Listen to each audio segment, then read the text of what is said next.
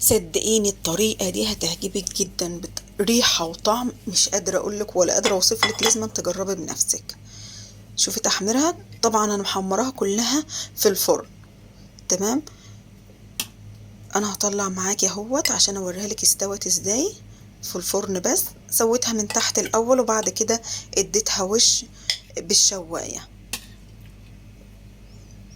ده بقى طعمه خطير، ده تحطيه على الرز وانت بتاكلي، حطيه على المكرونة. بجد الصوص اللي طالع منها ده طعمه وريحته جميلة جدا. انت اصلا لو عرفت المكونات بتاعتها هتعرفي ان الصوص بتاعها ده خطير جدا. هتجيبي الاجنحة كده اللي عندك، الجزء يا جماعة اللي هو الصغير ده انا هقطعه كده وارميه، وبعد كده الجناح ذات نفسه هقطعه حتتين. هعمل بقى كل الكمية اللي عندي بالمنظر ده. انا اصلا كنت قبل ما اقطعه كنت نقعاه ومنضفاه، نقعيه باي طريقة، بملح، بدقيق، باي حاجة. اي الطريقة اللي انت تحبي تنقعي بيها انقعي بيها. بعد ما خلصت تقطيع كده هجيب بقى الكاتشب، وهجيب صلصة طماطم، الكاتشب الموجود عندك هنجيبه كده، وصلصة الطماطم كيس.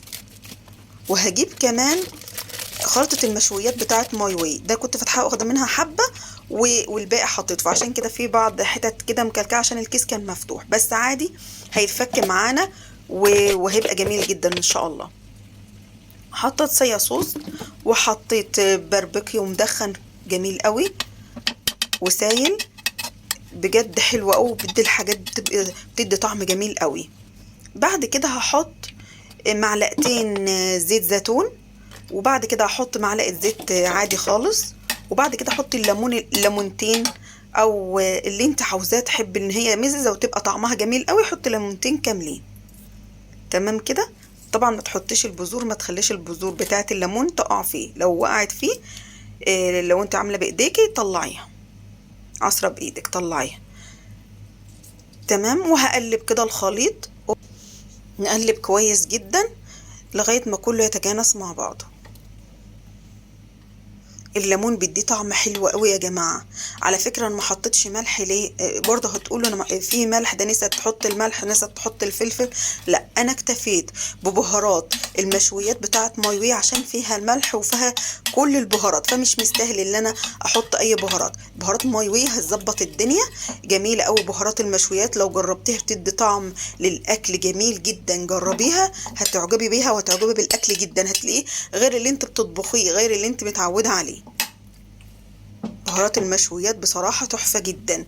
هقلب جدا جدا لما اخلي كل حتة في الأجنحة تتشرب كل الحاجات اللي انا حطيتها دي. طب لو مفيش عندك بهارات ماي واي، حط اي بهارات بقى تحبيها الموجودة عندك، فلفل، كمون، ملح، شطة، بهارات لحمة، بهارات فراخ، اي بهارات عندك حطيها هتدي طعم جميل برضه. بعد ما قلبتها كويس جدا حطيتها في الفرن استوت. طبعا حطيتها في الفرن في الشواية في الاخر، بس حطيتها تحت الاول. حسيت ان هي استوت اديتها وش في الاخر. الطعم والريحة بجد جميل جدا، هتجربوها وتدعولي. والسلام عليكم ورحمة الله وبركاته.